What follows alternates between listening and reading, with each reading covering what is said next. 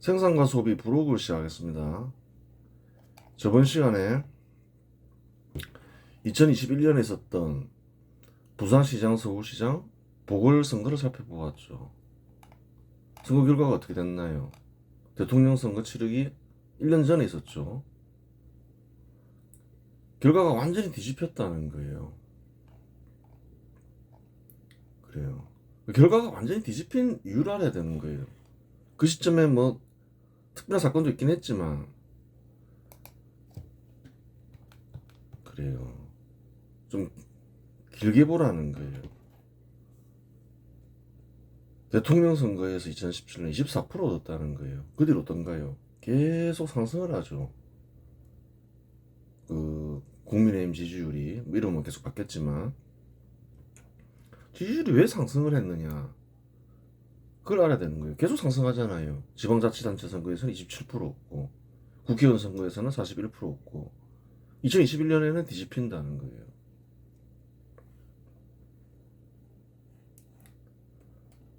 뭐 국민의힘이 뭐 잘해서 그러냐는 거예요. 뭐 잘할 것도 없다는 거예요. 야당 되면 뭐 특별히 할 게 없잖아요. 의석수가 많은 것도 아니고 정치 나부랭이처럼 돼버리는 거죠. 국회의원들은. 그래요. 무엇이 지지율을 상승시켰느냐. 그 상대방의 정책이라는 거예요. 민주당이 늘 하는 게 있잖아요. 뭐 반시장적 부동산 정책. 뭐 그게 크죠. 뭐 반산업 정책도 있지만 두 개로 보면 되는 거죠. 반시장적 부동산 정책, 반산업 정책. 그것도 반시장적인 정책인 거죠. 그냥 간단하게 한마디로 하면 반시장적인 정책인 거죠. 반시장적인 정책을 하면 더불어민주당이 잘못 생각하는 게 있는 거예요. 아, 이런 거 하고 뭐 저런 거 하고 뭐 복지 이런 거 주장하고 이러면 국민들이 선동돼서 지지율이 더 높아질 것이다. 그게 잘못된 생각이라는 거예요. 한국에서는 반시장적 부동산 정책을 선호하고 좋아하는 사람들도 있겠지만 그게 정의롭다 생각하면서 그런 사람들만 있는 게 아니라는 거예요. 근대국가 수립 세력 인사들이 확실하게 있죠. 또 근대국가 수립 세력 인사가 되지 못했지만 또 그런 기질을 가진 인사들도 있고 그 반시장적인 정책은 그래요. 국민의힘 지지율을 계속 올리는 거예요. 국민의힘이 잘해서 올라가는 게 아니라는 거예요. 민주당이 올려주는 거죠. 반시장적인 정책을 집행하면서 또 올려주는 게 뭔가요? 종북 정책이라는 거예요. 더불어민주당 어떻게 생각하나요? 퍼주기 하면서 사이좋게 지내면 평화가 오고 국민들이 우리를 지지할 거야. 그렇게 생각하지만 그렇게 생각 안 하는 국민들이 많다는 거예요. 저러다가는 적과 통일이 될 수도 있는데 안 되지. 그러면서 또 그게 국민의힘 지지율을 올려준다는 거예요.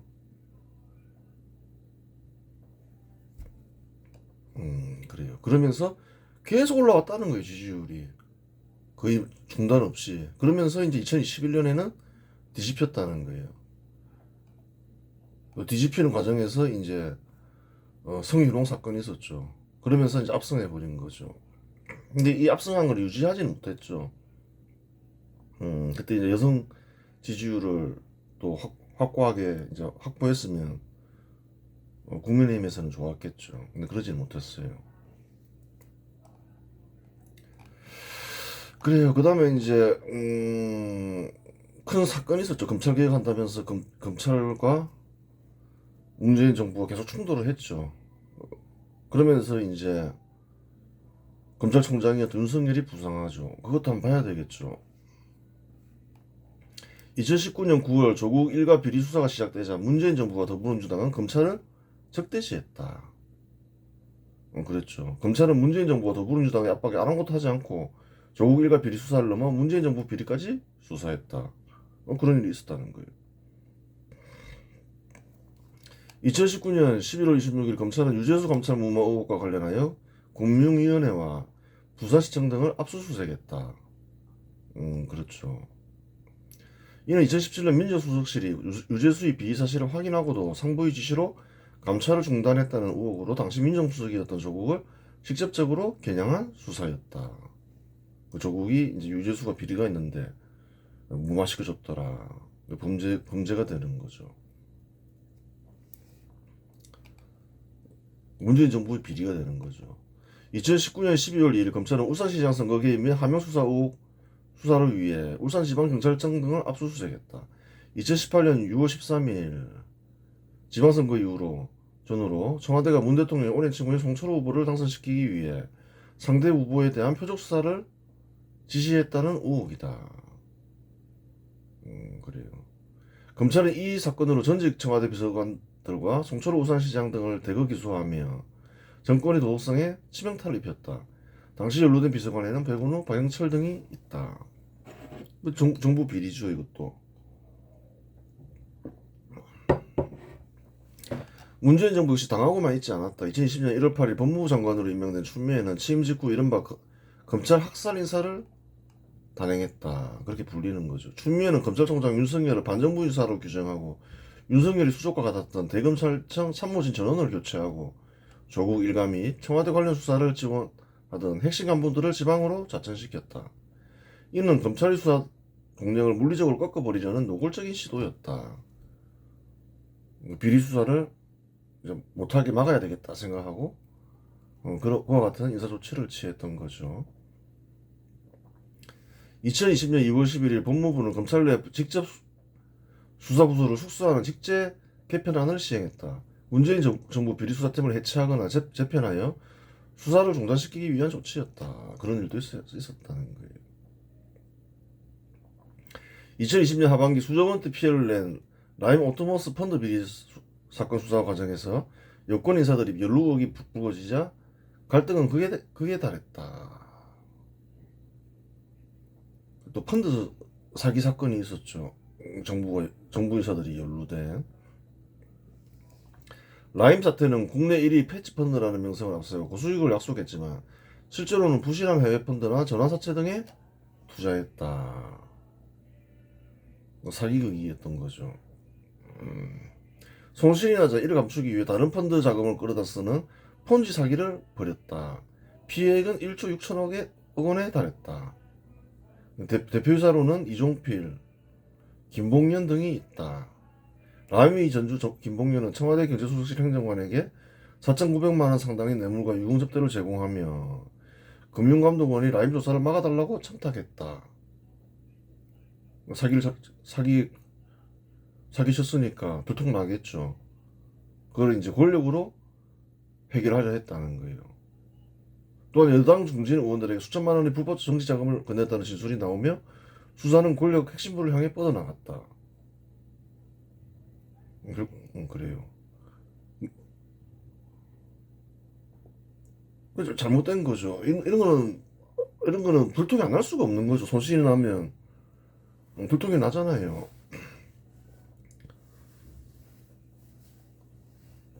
그래요. 펀드 투자자들이 돈 달라면 돈 줘야 되는데 돈이 없잖아요. 무조건 들통날 수밖에 없는 거죠. 그런 사건에 이제 비서관들이 개입됐다는 거예요. 바보짓인 거죠. 막을 수 있는 게 아니죠. 옵티머스 사태는 공공기관이 발행한 안전한 채권에 투자한다고 속여 돈을 모았다. 하지만 실제로는 존재하지도 않는 가짜 채권을 서류상으로 꾸며낸 뒤 조폭이 연루된 부실기업이나 부동산 개발업체 등에 돈을 보냈다. 피해액은 약 5천억 원에 이르렀다. 대표 인사로는 김재현, 윤석호 등이 있다. 옵티머스 대표이사들은 정부 주요 인사들과 친분이 있었다. 친분을 이용하여 공공기관에 압력을 넣어 공공기관의 자금을 유치했다. 한국농어촌공사는 약 30억 원, 한국마사회는 약 20억 원, 한국방송통신전파진흥원은 약 748억 원, 그리고 한국전력공사 및 자회사 약 10억 원 이상을 옵티머스에 투자했다. 공공기관들이 투자한 자금이 상당 부분 회수되지 못했거나 확대한 손실을 입었다. 이 큰 손실을 입힌 거죠. 이 연루된 사람들은 큰일 난 거죠, 사실은. 정상적으로 수사를 했으면. 다 물어줘야 될 거 아니에요.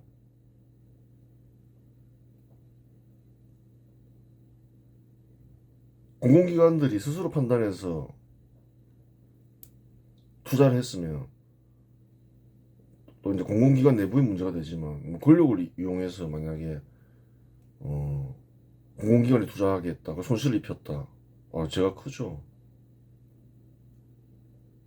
그래서 수사를 중단했겠죠, 뭐.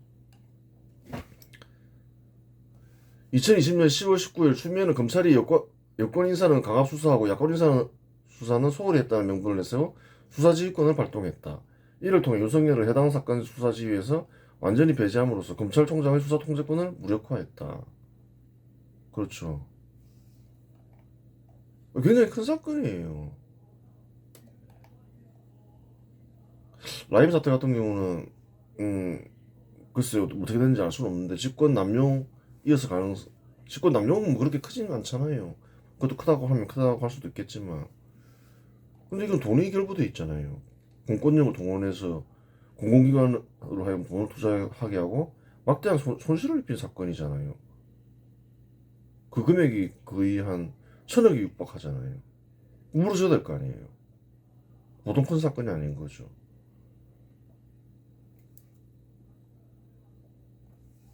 연루되었으면. 2020년 1월 세계일보가 창간기념으로 실시한 차기 대선 후보 적합도 조사에서 윤석열이 10.8%를 기록하며 단숨에 2위에 올랐다. 그런 일이 있었죠. 2020년 6월 추미애 장관이 한동훈 검사장 관련 사건으로 수사지휘권을 발동하여 갈등이 폭발하자 윤 총장의 지지율은 14.3%까지 오르며 야권 후보 중 압도적 1위를 차지했다. 윤석열이 문재인 정부와 더불어민주당에 맞서자 근대국가 수립 세력 인사들이 윤석열을 주목하면서 윤석열 지지율이 급상승했다. 그래요. 윤석열 늘 1등이죠. 뭐 2020년 1월 이후로는 홍준표가 늘 2등이고. 그래요. 국민의힘에 이제 뭐 대표 인사가 없었던 거죠. 뭐 쉽게 얘기해서 근대국가 수립을 대표할 만한 인사다. 뭐 그런 인사가 없었던 거죠. 좀 유력한 인사들을 그래요. 박근혜 정부 때 유승민, 김무성이 좀 유력한 정치인이었는데 이 둘은 민주당과 결탁하면서 박근혜 탄핵하면서 근대국가 수립 세력 인사들한테는 완전히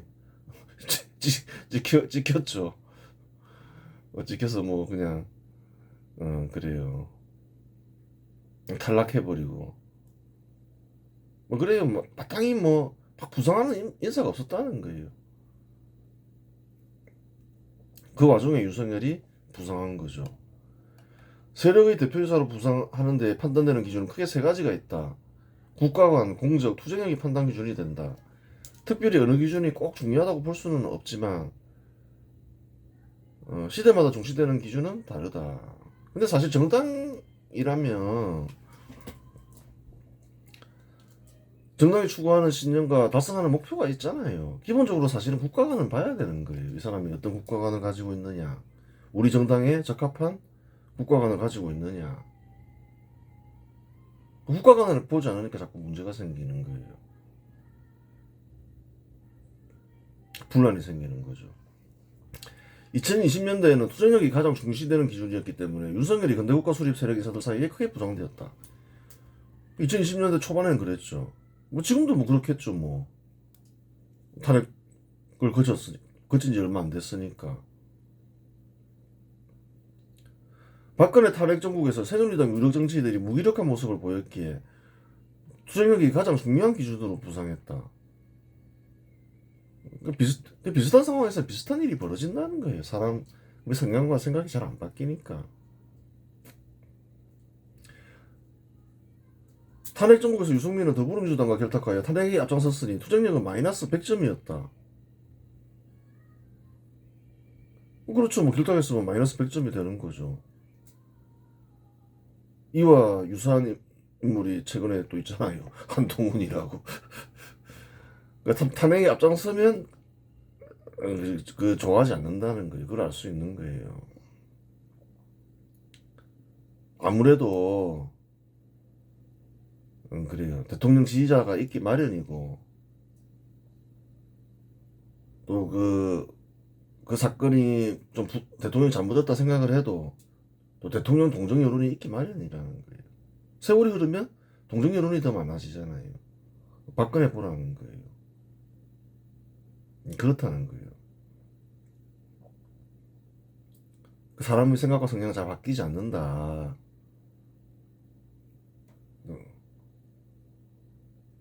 어떻게 잘 이끌어 가느냐, 이제 그런 문제라는 거예요.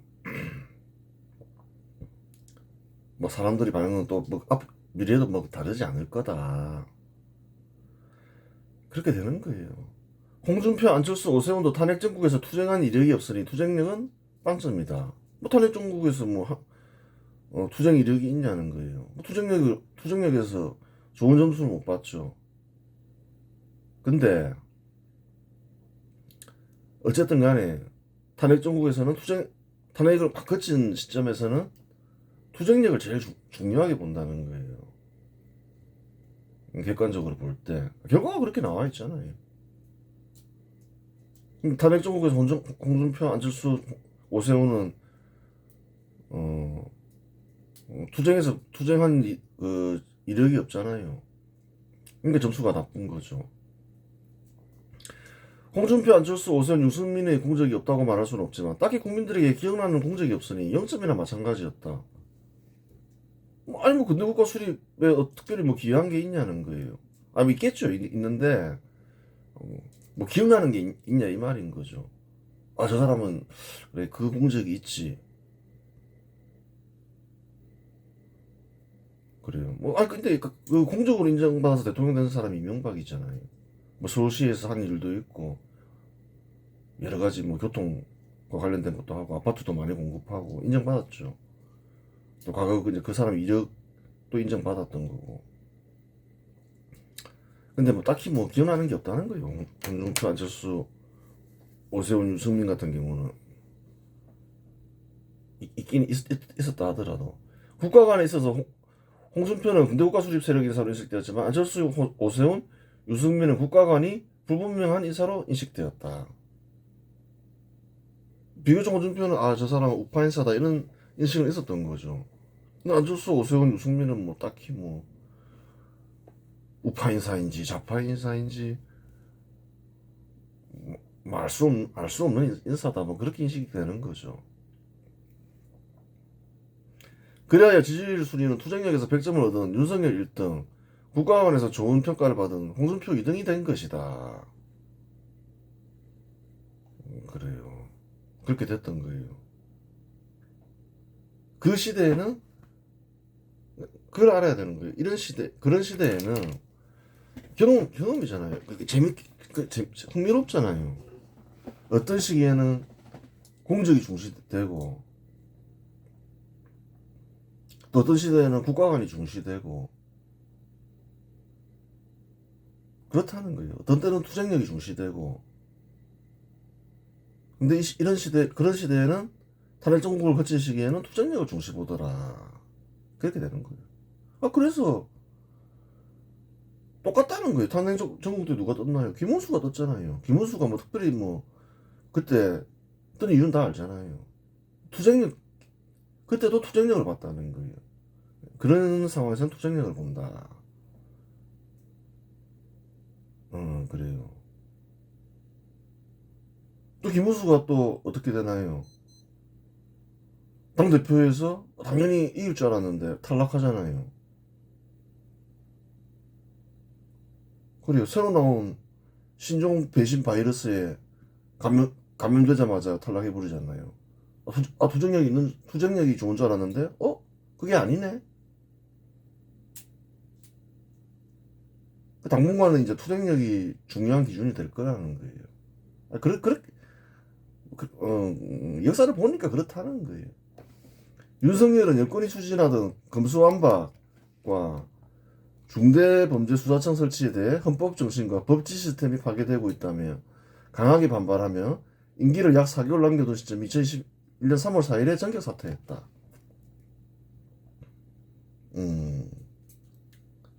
사퇴 후 약 4개월간의 사면과 민심 경찰 행보를 이어가던 윤석열은 2021년 6월 29일 서울 윤봉길 의사 기념관에서 대선 출마를 공식화했고 2021년 7월 30일 국민의힘에 전격 입당했다.